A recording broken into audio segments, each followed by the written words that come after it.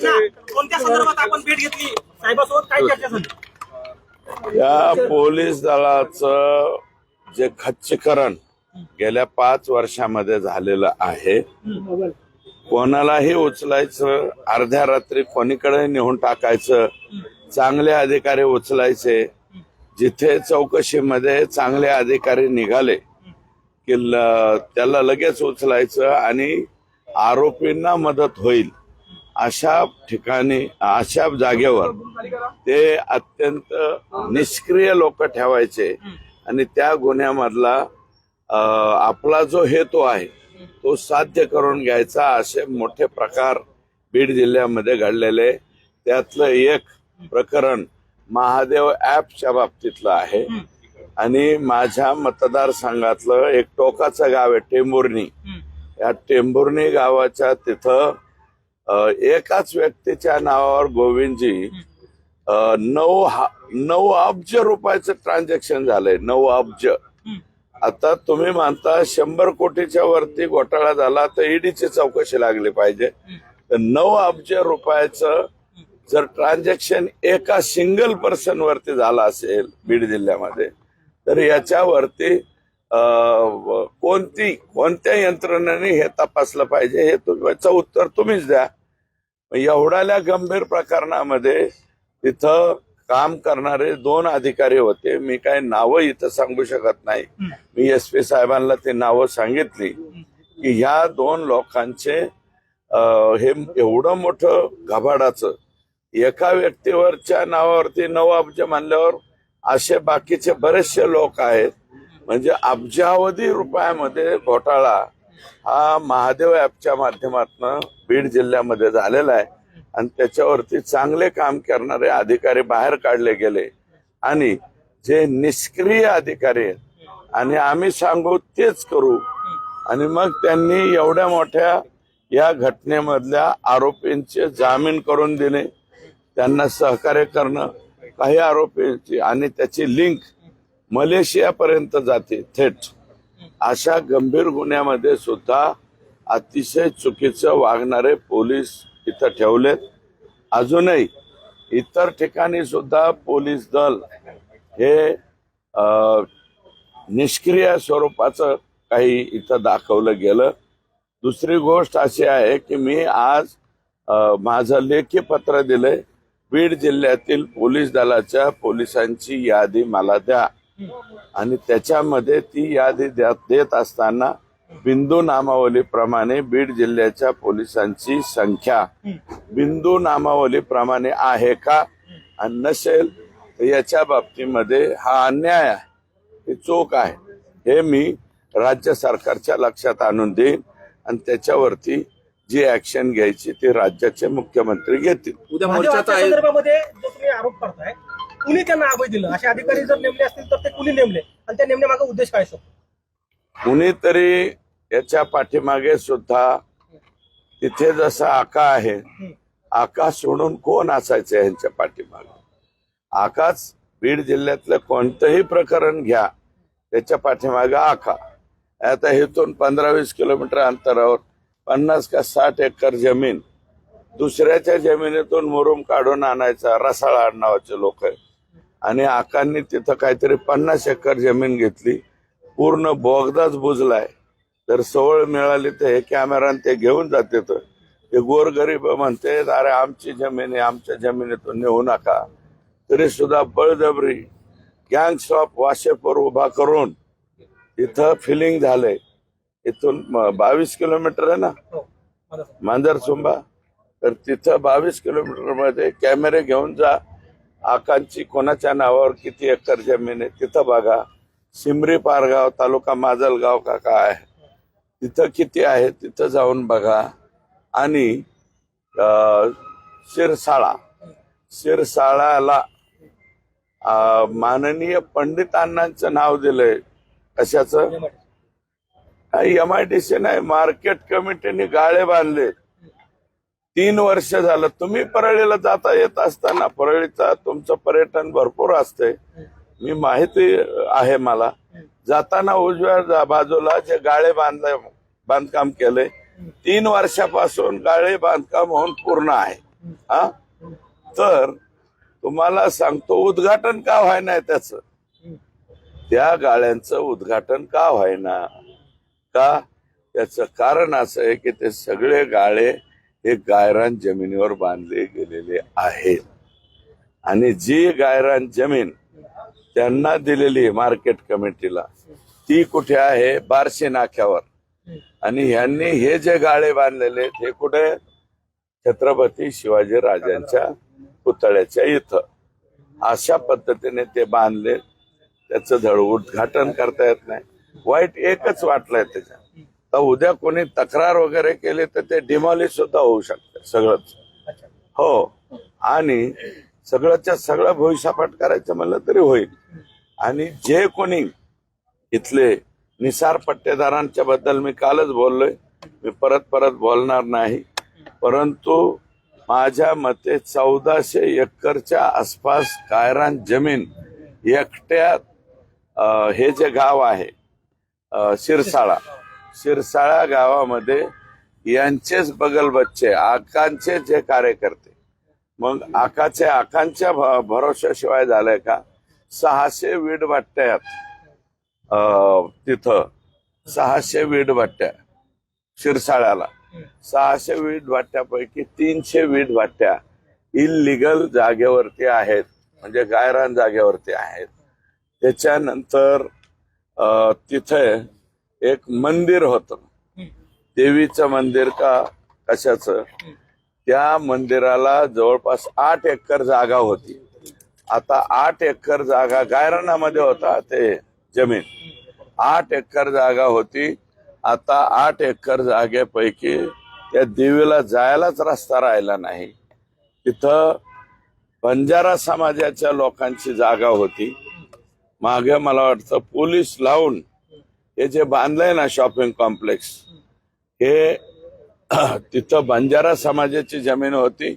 बंजारा समाजाला सुद्धा उठून लावलं गेलं. पारधी समाजाचे गोरगरिबांचे घर बांधलेले होते, हैराणावर होते, ते काढून टाकले.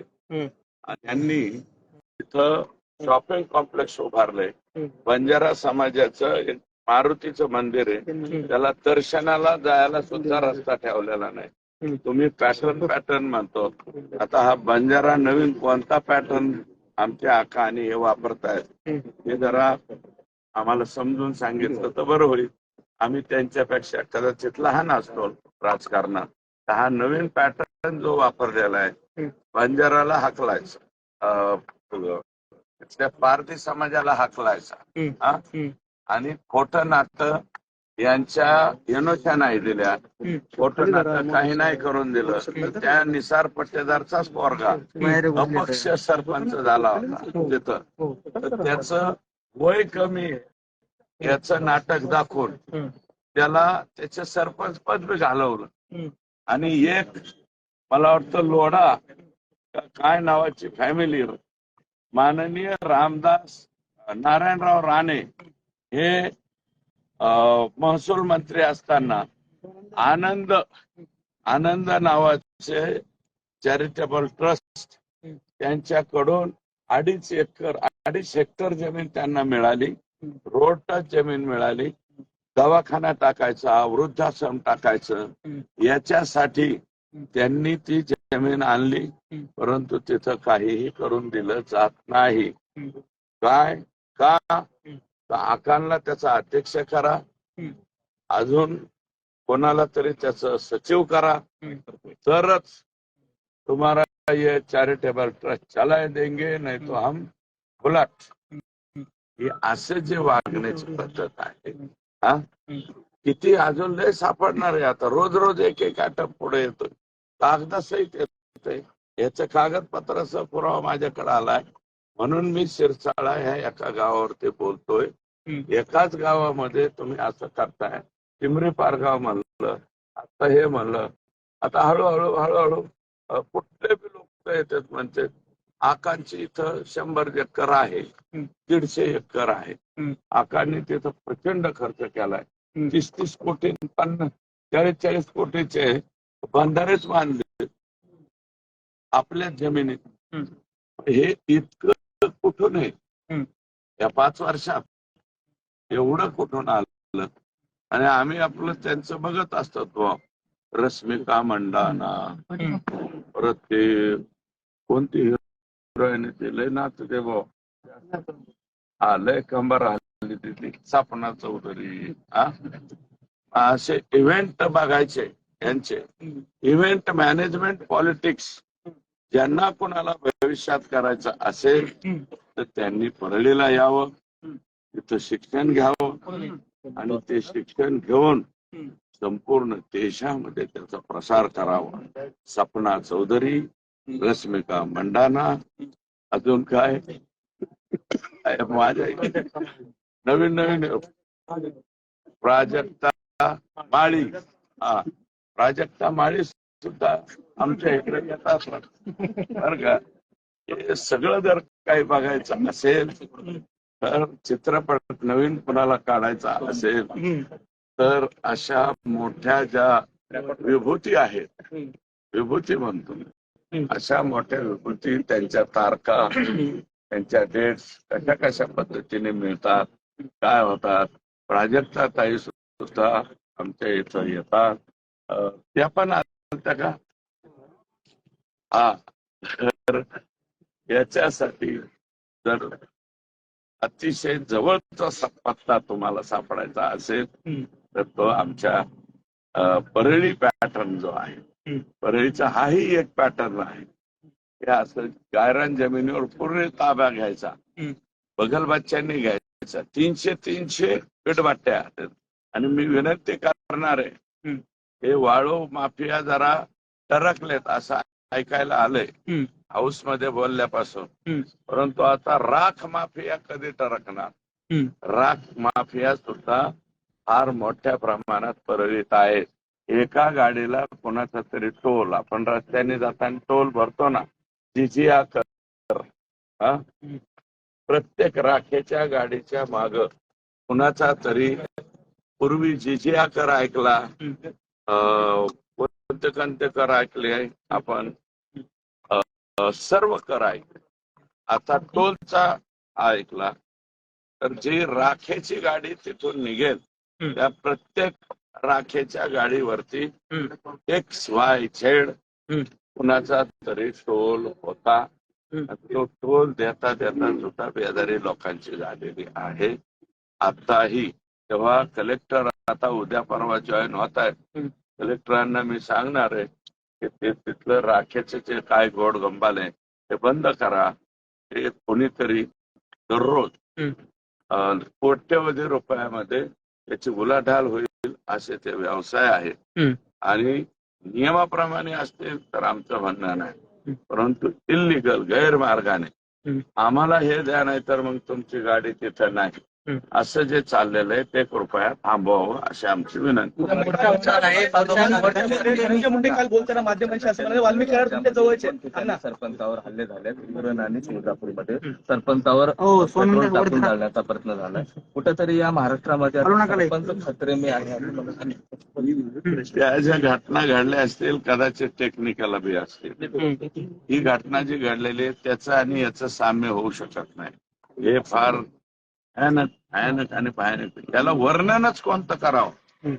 कधी माडगुळकर वगैरे असे काही आता नाही राहिलेले, त्यांच्या भाषेत याचं वर्णन केलं तर फार बेकार वर्णन होईल असं मला वाटतं. हा, पुढे घ्या. उद्या मोर्चा होणार आहे, त्याच्या अनुषंगानं काही भेट घेतली का, संवाद साधला का, आणि तुम्ही सहभागी होणार आहात का? मी कालच सांगितलं, मोर्चात सहभागी होणार, आमचे लोक होणार. आणि आम्ही नाही म्हणजे हे जर सहभागी नाही झालो तर चपलाने मार कोणाचे खायचे आम्ही? उद्या लोक जोडे हाणते ना, जो नाही यायचं ते नका काय ना, याच्यात आम्हाला काय करायचं? इतरांना जर वाटलं आम्हाला यायचं नाही तर येऊ नका, मी मात्र येणार. काल धनंजय मुंडे असं म्हणाले की माझं राजकीय आणि सामाजिक करिअर संपवण्यासाठी हा डाव सुरू असल्याचं त्यांनी टीका सुद्धा केलेली. भाऊ, मी कालच सांगितलं मुंबई तकच्या कार्यक्रमामध्ये की आपलं विमान 60,000 खाली आणा, तुम्हाला राजकारण दिसायला लागले, तुम्हाला पालकमंत्रीपद दिसायला लागले, तुमचं पालकमंत्रीपद तुम्हाला लखला, अरे बाबा परत हो पालकमंत्री बर का, आमचं लेकरू मेले त्याची आर्त किंकाळी आम्ही मानतोय आणि त्याचे जे आरोपी आहेत ते पकडण्याचा प्रयत्न करतो. कशाचा पालकमंत्री कुठून आणलाय बाबा ही जत्रा आणि माझा घेरलंय मला आमक केलं. तुला कोणी घेरलं बाबा? आम्ही कशाला घेरू? ते तुमचं राजकारण चालू द्या तिकडं. राजकारणाचा विषय आहे का हा? कोणी एका जातीपातीचा धर्माचा विषय आहे का? आणि सगळेच लोक आता ते बीडची बैठक जे झाली ते राजकीय बैठक झाली का? ते सर्व समाज एकत्र येऊन बरं का याच्यामध्ये वंजारी समाजाचे लोक उद्याच्या मोर्चात सहभागी होणार नाहीत का? होणार आहेत. सगळे लोक सहभागी होणार आहेत. मग सहृदयी जेवढे माणसं ते बी होतील. तुमचे फक्त फेसबुक व्हॉट्सअप वरती गरळ ओकणारे लोक फक्त सामील होणार नाहीत. बाकी सगळा वंजारी समाज सुद्धा सहभागी होईल, मुस्लिम समाज होईल, सगळे लोक सामील होतील. आणि तुमचे जे पॉवरफुल मीडियावाले, मला माहिती आहे की सध्या ट्रोलर कोण आहे तर मीच ट्रोल घे. अरे बाबा, ट्रोलच्या बाबतीमध्ये उदाहरण पाहिलेलं आहे तुम्ही. या राज्याच्या मुख्यमंत्री आत्ताचे जे आहेत यांना ट्रोल सर्वाधिक जास्त कोणाच्या सोशल मीडियाने केलं? यांच्याच केलं. आणि ट्रोल तर केलं. त्यांना टरबुजा ही उपाधी मला वाटतं यांच्याच सोशल मीडियाने दिली. आता एवढा ट्रोल म्हणून त्यांना टरबुजा म्हणलं, खरबुजा म्हणलं, त्यांच्यावरती प्रचंड प्रमाणात मानसिक त्रास होईल इतकं घाण घाण घाण घाण घाण घाण घाण तुम्ही लिहिलं. काय झालं त्याचं? काय झालं? 237 आमदार घेऊन तो माणूस राज्याचा मुख्यमंत्री झाला. ते एवढा मोठा माणूस आहे. मी तर फार आमचे काय फाटक्याचे अवलाद, कशात काय फाटक्यात पाय, आमचे अवलाद केवढीशे आणि आम्हाला ट्रोल करते. मला कळतंय. अजून माझं म्हणणं आहे जेवढ्या शिव्या द्यायच्या तेवढ्या शिव्या द्या बाबा. जे बसलेले 1200 स्क्वेअर फुटाचे यांचे दोन्ही नेत्यांचे ते हे आहेत बसलेले. नाही, वॉर रूम मधून नाव त्यांच्यातले जेवढे बी तुम्ही बघा, जे बी घाण घाण लिहितात त्यांचे नावच गायब असतात, म्हणजे लॉकड असतात. इसका प्रोफाइल फाइल लॉक्ड किया जाता. अरे लॉक्ड किया जाता वरून काय बोलता रे? ओरिजिनल अकाउंट वरून बोला ना, दम असेल तर. फेक अकाउंट वरून बोलतात. बरं बोला, डॉक्टर बाबासाहेब आंबेडकरांनी आम्हाला अभिव्यक्ती स्वातंत्र्य दिले, द्या. आणि मी तुम्हाला एक सांगतो म्हणजे माझ्या लाईफ मध्ये मी असल्याला भावच दिलेला नाही. मी गोपीनाथरावांच्या हाताखाली काम केलंय. त्यांनी मला सांगितलं होतं, सुरेश एका कानाने ऐकायचं, दुसऱ्या कानाने सोडून. किती कमेंट वाईट आल्या वाचायच्याच नाही. वाचल्यावर वाईट वाटतंय ना, कमेंटच वाचायचं नाही. काय फरक पडतो? 4-2 दिवस लिहिते कटाळते ना. आणि आजचा सोशल मीडियावरचा राग उद्याच्याला विसरून जात असतो. त्याच्यामुळं कोण काय वेडं वाकडं लिहितंय, कोण काय करतंय आणि ह्याच्यातून वाचलंय कोण? देशाच्या पंतप्रधानाला ट्रोल केलं जातंय, देशाच्या म्हणजे अमित भाईंना ट्रोल केलं जातं. आमच्या मुख्यमंत्र्यांना तर ट्रोल करण्यामध्ये सर्वाधिक जास्त नंबर त्याच बिचाराचा लागला. कोणतं म्हणजे तिथं पहिल्यांदा याचा शुभारंभ जे आहे, आपल्या जिल्ह्यातले जे नेते त्यांचे जे मोठमोठ्याल्या काही मला माहिती आहे परदेशातून सुद्धा ऑपरेट होतात काही पोस्ट, कशा होतात हे बी मला माहिती आहे. त्याच्यामुळे परदेशातून करा, देशातून करा, एका जागेवर बसून करा, तुम्हाला काय ट्रोल करायचे ते करा. आम्ही ते सहन करायला तयार आहोत आणि तुम्हाला जे करायचे ते करा. आम्ही आमचं काम करत राहणार. आम्हाला एकच मिशन, संतोष देशमुखच्या आरोप्यांचं पकडणं हे एवढंच मिशन आमच्या डोळ्यापुढे.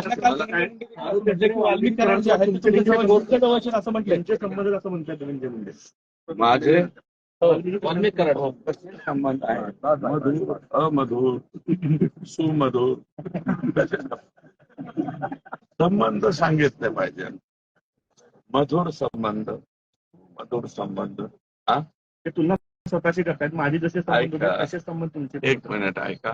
राजकारणामध्ये तुम्ही पण माझे मित्रच होते ना, परंतु मित्र म्हणून तुम्ही वागत असताना त्याची तारीख सांगाल, कागद आहे माझ्याजवळ, उद्याच्याला सांगेल लोकांच्या पुढं हम्म. कोणत्या तारखेपासून तुमचे आणि माझे संबंध चांगले राहिले नाही मी सांगेल. आणि मी आता कलेक्टर साहेबांकडे चाललोय बरं का.